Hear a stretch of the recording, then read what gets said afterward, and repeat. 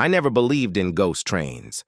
Not the kind they talk about in old bar stories, engines that vanish in fog or tracks that lead to nowhere. That stuff felt like folklore. But after what happened last November, I know better now. Some trains don't take you where you want to go. They take you where you're supposed to end. My name is Caleb Mercer, 42 years old. Night security for the municipal subway system in West Fall City. My shift started at 10 p.m. and ended at 6 a.m., but the hours didn't matter. No one really came down there anymore. Most of the older stations were decommissioned, sealed off after the city upgraded to the mag rail system. I was just there to make sure no squatters or vandals break in. That's how they put it in the contract, and for 6 months nothing happened. Until I found Platform 13.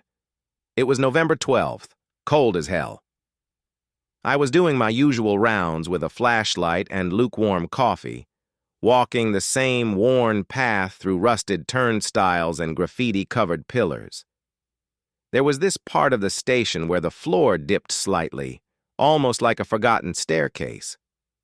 I never paid attention to it, figured it was just some maintenance access or a storage area. That night, the air changed. Not dramatically, just a little colder. Still and quiet, like everything was holding its breath. My flashlight flickered once, then came back.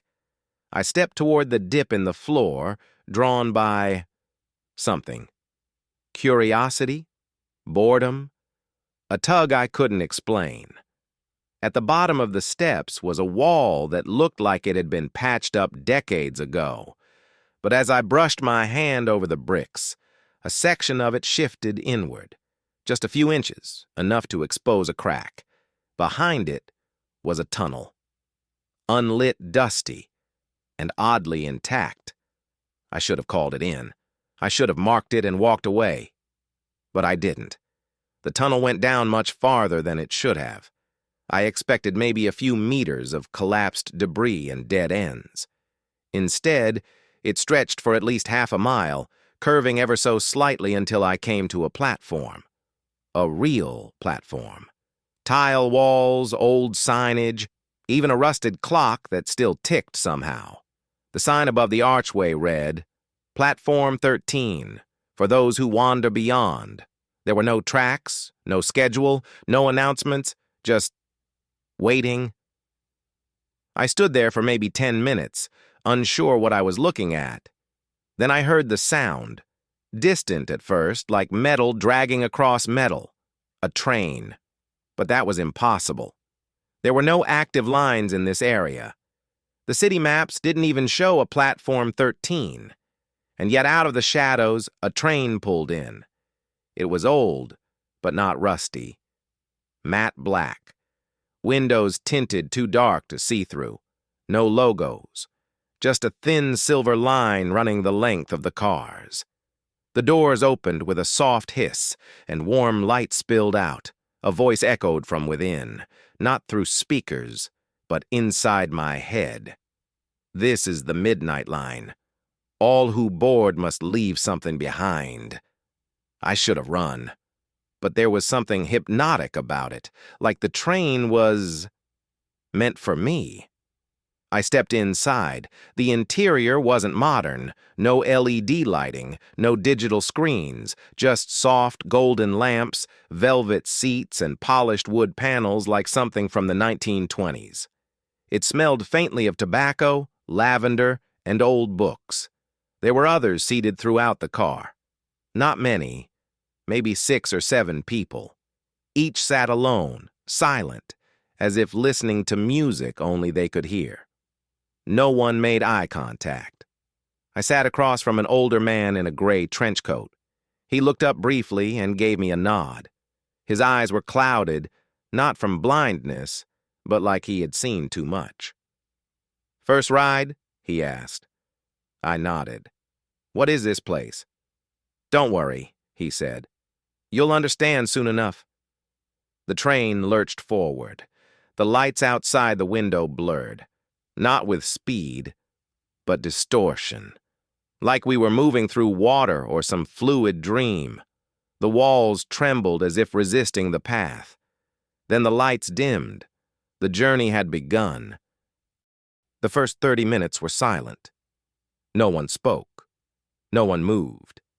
The train rocked gently, like a cradle rocking back and forth. Outside the window, the world was a blur of gray mists, occasional flashes of places that didn't belong to Earth. Vast oceans hanging upside down, forests that glowed with blue fire, and towers that spiraled into pitch-black skies.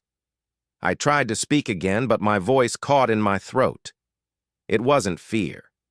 It was like something was holding my words hostage. Eventually, the man in the gray trench coat leaned forward. He spoke softly, like someone sharing a secret during a funeral. They say the train finds you when you're ready to lose something you've been carrying too long. I furrowed my brow. Lose what? Pain? Regret? Guilt? Doesn't matter. Everyone brings their own baggage. What happens when the train takes it? I asked. Depends, he replied. Some people are better without it. Some people aren't. He leaned back, and silence returned. A bell chimed overhead. The lights flickered. The first stop was approaching. Outside, the fog cleared just enough to reveal a desolate town bathed in red twilight. Crumbling buildings, dry fountains, and streets covered in ash. The sign on the platform read, "Thornbridge for those who regret." One of the passengers stood, a woman in a wedding dress, stained and torn. Her face was pale, her eyes swollen as if she had cried every day for a year. She didn't say goodbye. She didn't look at anyone. She stepped off the train. As soon as the doors closed, the wedding dress she wore turned to dust in her seat. I looked at the man in the trench coat. "What was that?" I asked. "Her stop," he said. She left her regret behind. Maybe it broke her. Maybe it freed her. We'll never know. The train moved again. Over the next few hours, the train stopped at places I can't describe with words that make sense. A station made entirely of mirrors, where a man stepped off and shattered into reflections. A stop under a frozen sky where a girl was greeted by the identical version of herself, but smiling. A platform covered in bones where no one left the train. But something climbed aboard. Each time someone left, something of them stayed behind. An object, a whisper, or just a shadow on the seat. One by one, the passengers disappeared. I stayed.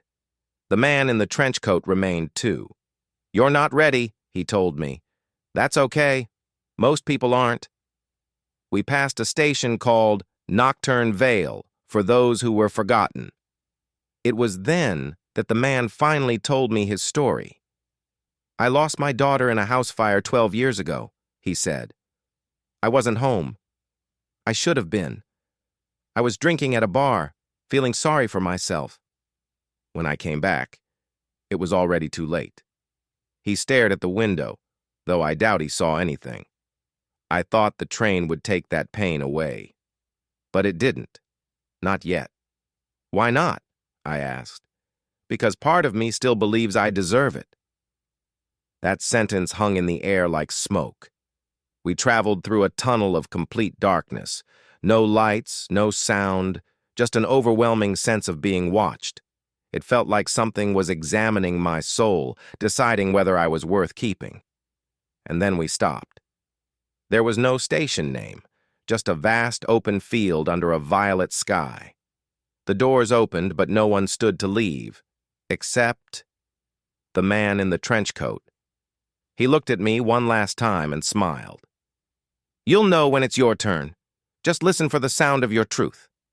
He stepped out. The train doors closed, and I never saw him again. The train kept moving. Time stopped meaning anything. Minutes felt like hours. Hours collapsed into moments. I sat alone now, the last passenger, or so I thought. At some point, I noticed a reflection across from me that wasn't mine. A boy, maybe 12 years old, was sitting opposite me. His clothes were tattered, his face thin. hollow, but his eyes, they were familiar. "You made it far," he said. I blinked. "Who are you?" "You know who I am." And I did. It was me, not metaphorically, literally me, at 12 years old. The way I looked the night I ran away from home after my mother's overdose.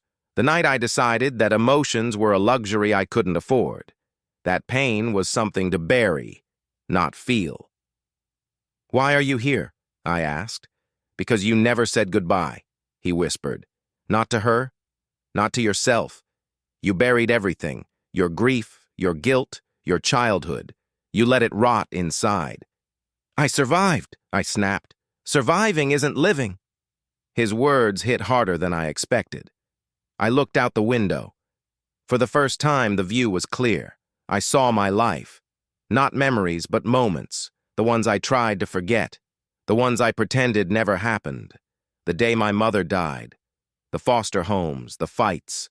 The nights alone, staring at a ceiling too cracked to matter. I had been carrying a graveyard inside me.